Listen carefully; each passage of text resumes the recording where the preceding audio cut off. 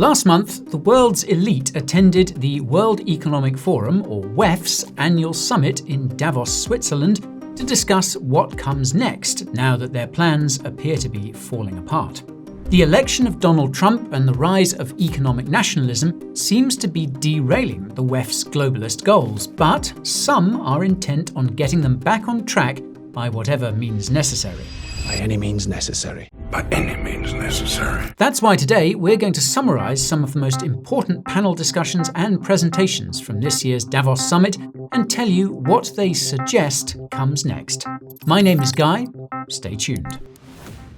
Well, let's start where we left off. If you watched our video about last year's Davos summit, you'll know that the theme back then was, quote, rebuilding trust. In practical terms, this meant finding ways to influence the outcome of all the elections held around the world in 2024 so that the WEF's people would win. To that end, last year's Davos discussions and presentations focused very heavily on things like online censorship in the name of safety and democracy and preventing the rise of populism. Naturally, one of the hottest topics was the possibility that Donald Trump would win the 2024 US election. Well, he did, and as it happened, Trump's inauguration fell on the first day of this year's Davos summit. This is believed to be part of the reason why attendance was rather lackluster, but the bigger factor was likely the awareness that his presidency would greatly restrict the WEF's activities, which revolve around maximising globalism. If you watched our video about why globalism is collapsing, you'll know the term describes an economic policy that transcends international borders and governments. The result has been the concentration of wealth and power in the hands of a few, while making the average person poorer and more helpless. As we noted in that video, the response to globalism is economic nationalism, which is basically an economic policy that factors in the health and wealth of the average citizen, not just corporate profits. In theory, this is why Trump and other such politicians were elected. We'll see if it plays out in practice. Anyways, the theme of this year's Davos summit was, quote, collaboration for the intelligent age, which almost sounds like a signal of surrender. Recall that last year's theme was rebuilding trust, i.e. trying to control the narrative. They failed, and now they're asking for collaboration. And if you need proof of just how significant Trump's election is to the WEF, look no further than the fact that there were a few panel discussions related to the US election outcome prior to the main event. They were all stunned by the fact that Trump was the first Republican to win the popular vote in 25 years. Opinions on the outcome varied significantly, with some essentially alleging the election was rigged due to Elon Musk turning X into a free speech platform, while others claimed that Trump intends to work closely with China to solve all the world's problems. Uncertainty was undeniably the unifying theme. Now, obviously, some of the panelists brought up the fact that Trump launched his own meme coin, but the reactions were not what you might expect. Most of the panelists effectively shrugged their shoulders and said it's just Trump being Trump, with others pointing out that Biden also had ways of enriching himself. For context, many in the crypto industry consider Trump's meme coin to be a PR disaster. The panel discussions at Davos suggested this was not the case at all, however. That's probably because the elites are aware that it's common for leaders of countries to use their positions to enrich themselves. Trump was just more blatant about it. Obviously, the appearance that Trump himself made a few days into the summit was the most watched. Trump slammed the rise in inflation, which he argues is closer to 50% because of pandemic policies, bragged about the investment the US is getting, and promised to make it the AI and crypto capital of the world. There was a small panel present, including Bank of America CEO Brian Moynihan. For reference, Brian has been one of the top proponents of ESG, the investment ideology that the WEF had been using to coerce companies to comply with its so-called agendas, which seek to implement the UN's Sustainable Development Goals, or SDGs, by 2030. More about ESG and the SDGs in the description. Now, Trump slammed Brian for allegedly denying bank accounts and loans to conservative businesses, something that Brian had explicitly stated Bank of America would do to companies not compliant with ESG at a prior Davos conference, FYI, and called out JP Morgan CEO Jamie Dimon for doing the same. Not surprisingly, Brian slammed Trump for his executive orders, which rolled back many of the ESG policies that Bank of America was pushing. The exchange was visibly uncomfortable, as were Trump's claims about making Canada the 51st state of the US. Well, it's safe to say the attendees got their money's worth. And by the way, if you're enjoying the video so far, then be sure to smash that like button and subscribe to the channel and ping that notification bell so you don't miss the next one. Now, Trump's speech wasn't the only highlight of the Davos conference. There were many other intense speeches from other world leaders, starting with the unelected leader of the world, WEF founder and former executive chairman Klaus Schwab. Yes, you heard that right, former executive chairman. Klaus announced he would be stepping down as chairman last year, effective as of January 2025, which was last month. In his final opening speech to the audience, Klaus said that he founded the WEF over 50 years ago to make the world a better place, and that 50 years later, the world is a much better place. In other words, Klaus practically took personal credit for all the world's improvements in recent decades. This is insane, and the craziest part is that he wasn't the only one making claims along these lines. As you'll soon see, it really looks like the world's leaders are living in bubbles somewhere in the past. Before we get to that, though, I need to underscore something that was said by Swiss President Karin Keller-Sutter. She took the stage after Klaus did his opening speech, and she said something eye-opening. The collapse of Credit Suisse in 2023 almost took down the global financial system. As a reminder, Credit Suisse was one of Switzerland's largest banks and had over $1.3 trillion in assets at the end of 2022. The bank appears to have collapsed as a consequence of the collapse of Silicon Valley Bank in the US. Credit Suisse was acquired by rival Swiss bank UBS to avoid imploding. And now, back to those crazy world leaders living in historical bubbles. EU President Ursula von der Leyen definitely took the top spot with her speech. She began by saying that 25 years ago, everything was amazing, and these days, things aren't looking so good. But Europe is still amazing and competitive. FYI, Europe's largest economies are in recession or close to it, and regulations are killing innovation. To her credit, Ursula acknowledged that Europe was lagging behind, but proposed a disturbing solution to this problem. In short, she said that the problem is that Europeans have 1.4 trillion euros worth of savings that they aren't investing into the European economy. If only there was some way the EU could get at that money.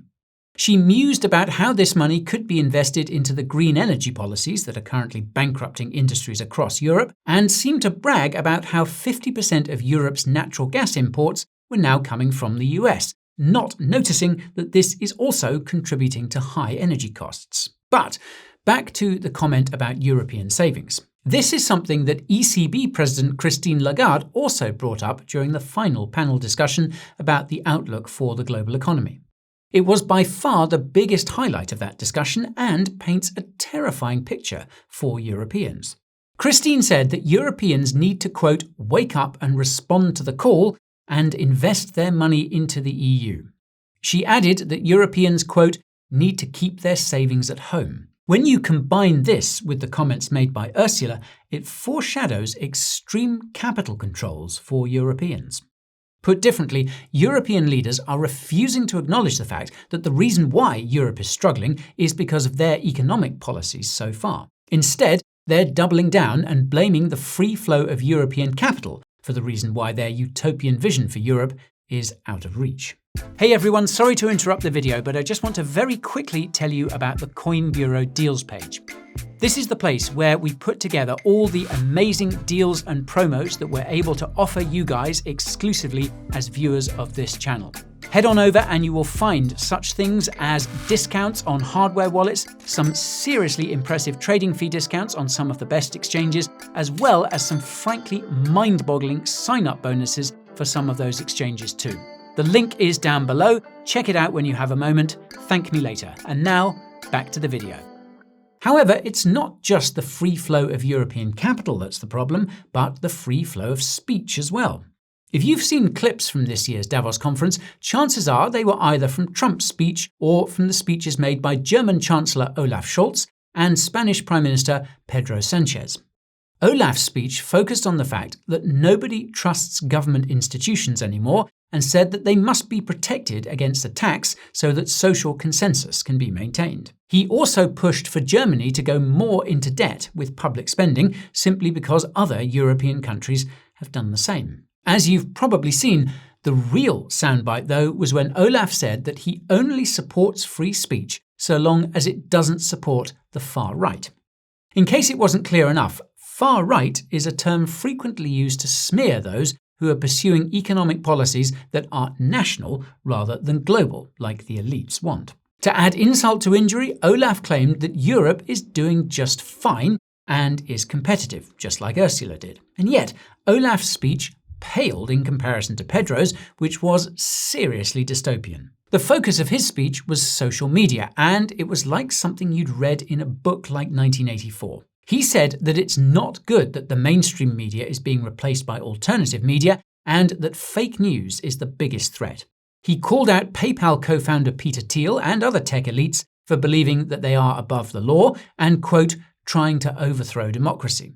This is somewhat hypocritical given that Romania allegedly cancelled its elections because of EU pressure after a, quote, far-right candidate started polling ahead of his rivals. Pedro argued that social media has become analogous to nature and therefore needs to be properly governed, i.e. controlled. To that end, he proposed 3 solutions, the first of which is to eliminate online anonymity by requiring all Europeans to link their social media accounts to their digital ID wallets.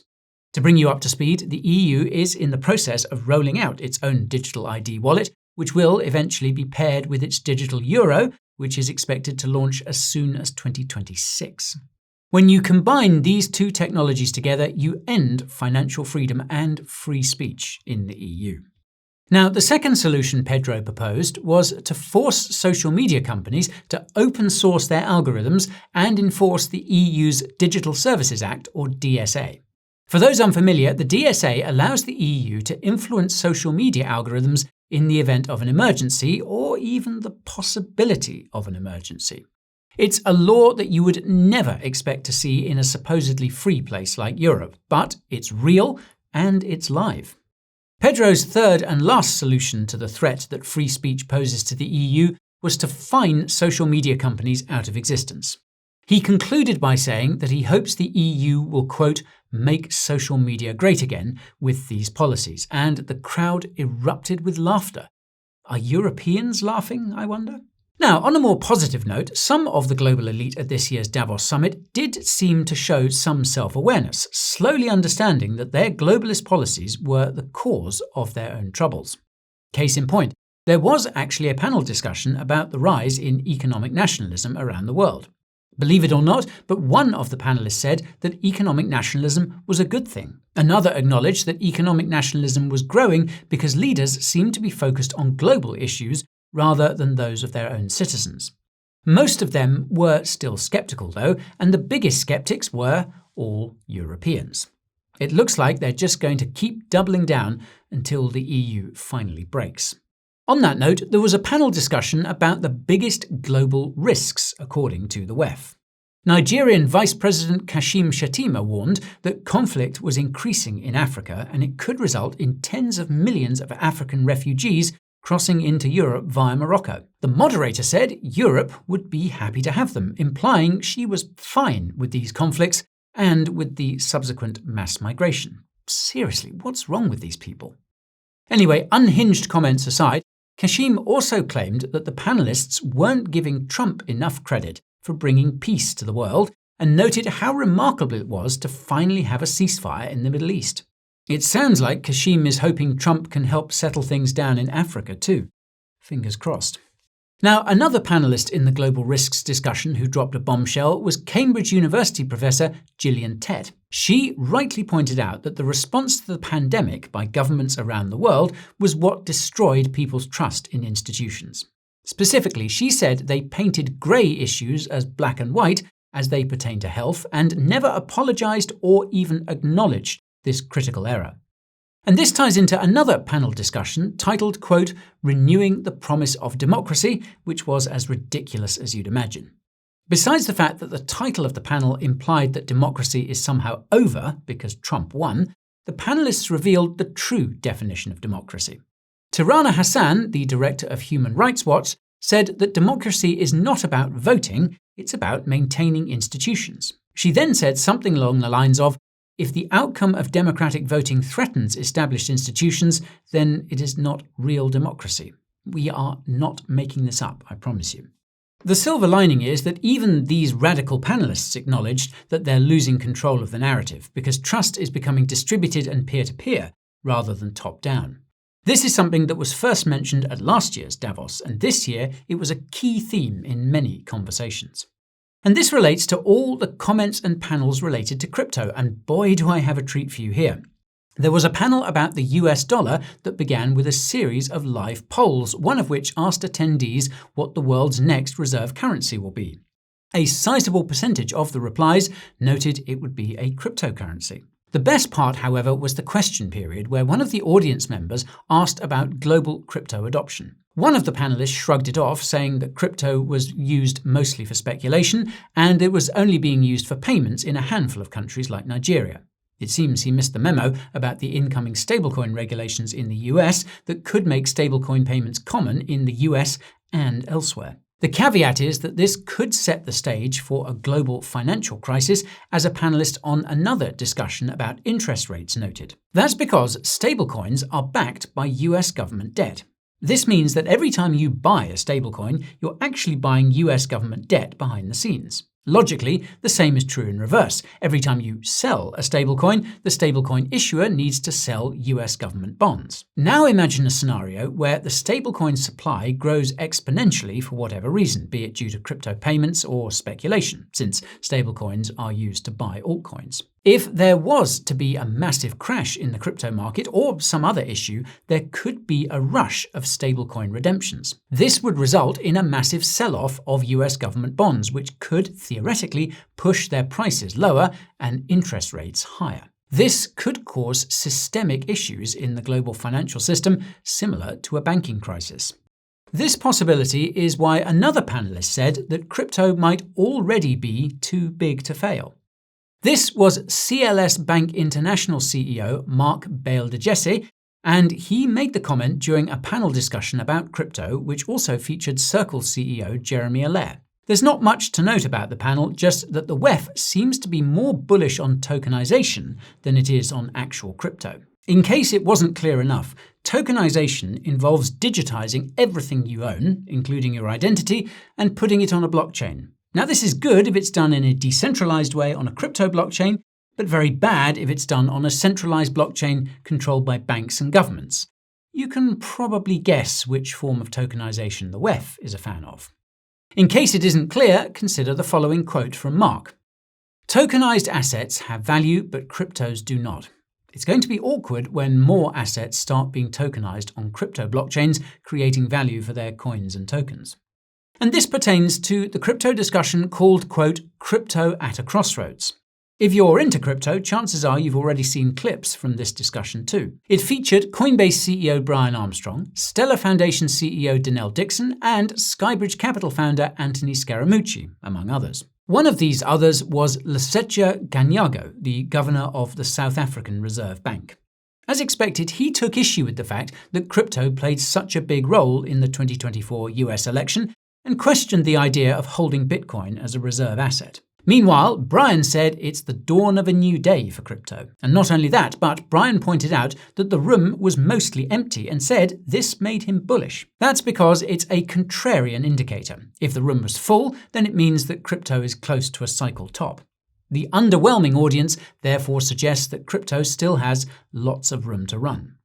After each of the crypto panelists shilled their respective products in response to almost every question from the moderator, Animoca Brands founder Yat Su asked them about what would lead to crypto's mass adoption. Brian bumbled on about human-readable names before answering stablecoin payments. At the same time, Franklin Templeton CEO Jennifer Johnson, who was also on the panel, predicted that stablecoin issuers would allow holders of their stablecoins to start earning a portion of the yield they're earning on their reserves, which are mostly, you'll recall, US government debt. Now, this is extremely significant. You see, companies in Web2 and TradFi haven't given much to their users and customers, to put it lightly. In the case of Web 2 companies, they own all our data and sell it to advertisers for big bucks. In the case of TradFi, they charge high fees and keep most of the gains they make from playing with our money. Realistically, most people using Web 2 products and TradFi services would not switch over to Web 3 and DeFi, but this could change if crypto companies and projects are allowed to share some of their spoils with users. Stablecoin issuers sharing a portion of the yields is just one of many such examples. We could see products like Solana's crypto phones and Sui's handheld gaming devices airdropping tokens that cover the cost of the devices and then some. We could see services like Helium Mobile introducing on-chain affiliate programs and rewards. Even crypto wallets could give away crypto in order to attract users. If stuff like this does start happening, it could change the game in a big way. Legacy products and services would be unable to compete, and it could result in the true mass adoption of crypto. This is probably the kind of reply that Yat was hoping to get from Brian, but, well, I guess we're the first to do it justice. And this brings me to the big question, and that's what comes next. The answer really seems to depend on where you are in the world. In North America, it seems the elites are realizing that economic nationalism is the new norm with Trump at the helm, and we are already seeing huge changes to that effect. Evidence for this can be found in how quickly oligarchs like Amazon's Jeff Bezos and Meta's Mark Zuckerberg bent the knee to Trump following his election victory. Although many have taken this as a sign that not much is going to change, others believe this marks a paradigm shift in how the US is run. One of these contrarians is macro analyst Vincent Deluard, who believes that the way Trump is interacting with globalists like Jeff and Mark is the same way that Vladimir Putin handled the Russian oligarchs after he was elected. Initially, he was friendly. Then he purged the ones who were against him. In Europe, meanwhile, the opposite seems to be the case. The globalists are still firmly in control, and it looks like they're prepared to purge dissenting citizens and pillage all the others to hold on to power. Comments from Ursula and Christine about European savings are seriously messed up and genuinely concerning. Olaf and Pedro's speeches suggest that this kind of thinking is endemic in current EU leadership, and the worst part of it all is that the EU's current leadership is very difficult to change democratically. This was noted during a panel discussion at last week's Davos, and if it's true, then Europe is in for a dark time. To put things into perspective, 400 people were arrested for things they posted on social media in Russia in 2023. But over 3,300 people were arrested for things they posted on social media in the UK. When faced with these facts, it's no wonder people are skeptical of democracy. This clearly isn't democracy. Now, in the Global South, meanwhile, it means that leaders there are breathing a collective sigh of relief in response to the change in US leadership. The consensus seems to be that Trump is a peacemaker, and it's remarkable how many times this came up during panel discussions. Emerging economies seem optimistic about him. The exception is Latin America, where Argentina's Javier Milei seems to be Trump's only cheerleader. With all that said, though, it seems that peak globalism has passed, and in retrospect, it looks like the WEF recognized this a long time ago. Klaus's decision to step down as its leader last year was probably him recognizing that the globalist world that he and his cronies put together is quickly coming to an end. Now we get to wait with bated breath to see what the rise in economic nationalism will mean for all of us. If you watched our aforementioned video about the end of globalism, you'll know that what comes next could be a rise in inflation as businesses come back on shore and the costs of goods and wages start to rise. This is going to suck, but eventually it will pass, and we should all be much better off as a result.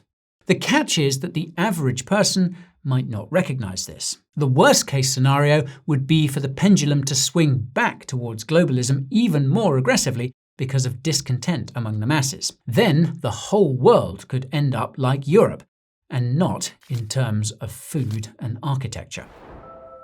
Okay, if you made it this far, then you must have enjoyed the video. So if you did, smash that like button to let us know, and subscribe to the channel and ping that notification bell so you don't miss the next one. Why not check out our recent one on which cryptos Donald Trump and his family are holding? That's right over here. OK, thank you so much for watching, and I'll see you again soon.